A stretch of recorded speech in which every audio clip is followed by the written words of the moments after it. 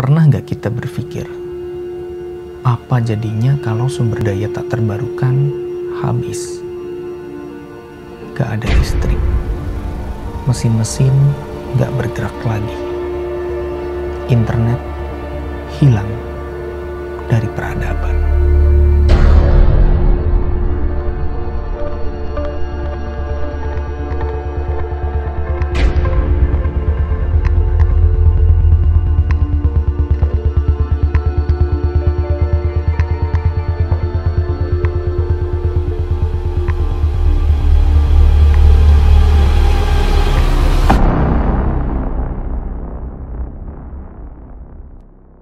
Hai Mandirian, tahu nggak? Sumber energi listrik di negara kita masih lebih banyak mengandalkan energi fosil, seperti gas bumi, minyak bumi, dan batu bara. Masih sangat sedikit penggunaan energi baru terbarukan seperti air, panas bumi, angin, tenaga surya, dan sebagainya. Persentase penggunaan sumber energi baru terbarukan di Indonesia sampai dengan tahun 2020 kemarin hanya 11,5%. Itu masih kalah jauh dibandingin sumber energi lain, seperti gas bumi 19,16%, minyak bumi 31,60%, dan batu bara 38,04%. Artinya, tenaga listrik yang kita pakai sehari-hari sekarang lebih banyak berasal dari pembakaran energi fosil, gas, minyak bumi, dan batu bara. Yang suatu saat sumber daya alam itu bisa habis.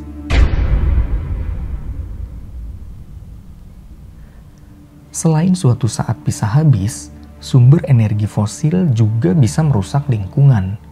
Ya, cara mendapatkannya aja harus lewat proses penggalian, pengeboran, dan jenis eksploitasi alam lainnya. Yang kalau nggak dikelola dengan baik, bisa ngerusak bumi kita. Dalam proses menghasilkan listrik, energi fosil dibakar buat gerakin mesin-mesin dan akhirnya menghasilkan sisa pembakaran berupa emisi karbon dioksida. Belum lagi dalam penggunaan listrik, nyalain AC 1 jam tiap hari selama setahun juga akan menghasilkan emisi kurang lebih 160 kg karbon dioksida per tahunnya.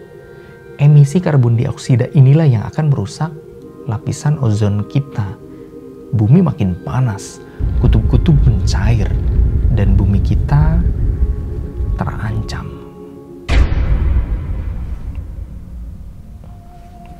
Akhir-akhir ini kita patut bangga nih, karena di Benowo, Surabaya, sudah mulai tuh dioperasikan sejak 6 Mei 2021 kemarin pembangkit listrik tenaga sampah pertama di Indonesia.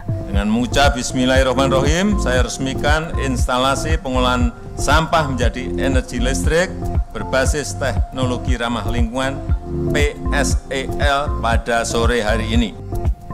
Walau harga yang harus dibayar PLN untuk dapetin sumber energi yang berasal dari sampah ini cukup mahal, yaitu Rp1.900 per kWh. Sementara sumber energi yang berasal dari PLTU batu bara misalnya hanya Rp500 atau Rp600 per kWh-nya. Ya, hampir 3 kali lipat. Mahal memang. Bahkan realisasi subsidi listrik tahun 2020 harus menggerus APBN sebesar 49,7 triliun. Sementara di tahun 2021 sampai dengan akhir Maret kemarin, pemerintah udah menggelontorkan dana 9,39 triliun untuk subsidi listrik. Wow, jangan sampai aja yang dikasih subsidi malah nggak hemat penggunaan listrik.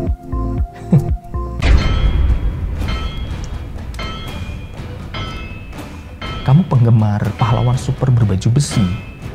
Tahu dong, arc reactor yang tertanam di dada pemeran utamanya. Ya, itu adalah sumber energi yang memanfaatkan reaksi fusi. Nah, buat penggemar Dragon Ball, pasti tahu apa itu fusi.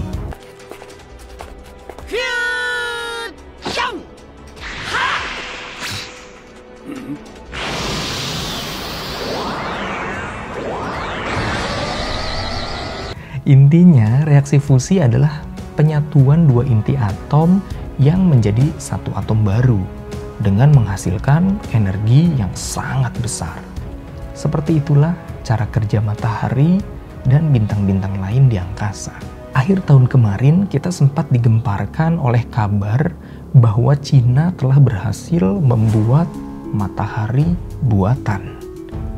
Eits, kita perlu tahu nih bahwa matahari buatan tersebut bukan seperti hoax yang beredar. Matahari tandingan lah, atau matahari yang akan mengalahkan matahari ciptaan Tuhan lah. Matahari buatan yang dimaksud adalah sebuah alat yang meniru cara kerja matahari, yaitu reaksi fusi tadi. HL2M tokamak, nama matahari buatan yang dibuat di Cina itu, sebenarnya hanya salah satu bagian dari proyek ITER di Perancis, yang akan menjadi sumber energi terbesar dan termurah di dunia. Bayangin, dengan satu gelas air aja, sebuah reaktor fusi bisa menyediakan kebutuhan listrik untuk satu orang selama dia hidup. Wow. Tapi semua itu masih membutuhkan waktu. Dan biarlah menjadi tugas para ilmuwan. Tugas kita saat ini adalah menghemat penggunaan listrik agar sumber energi fosil yang masih banyak digunakan sampai dengan saat ini tidak cepat habis dan bertahan sampai setidaknya ditemukan teknologi baru, atau paling tidak sampai dengan 100% sumber energi berasal dari energi baru terbarukan. Mari kita menghemat penggunaan listrik secara sederhana dengan mematikan lampu, AC, dan alat elektronik lainnya saat sudah tak digunakan. Ini adalah cara sederhana, namun berdampak luar biasa pada keberlangsungan hidup anak cucu kita nanti. Gue Ipung, stay safe, stay healthy, and save the earth. See ya.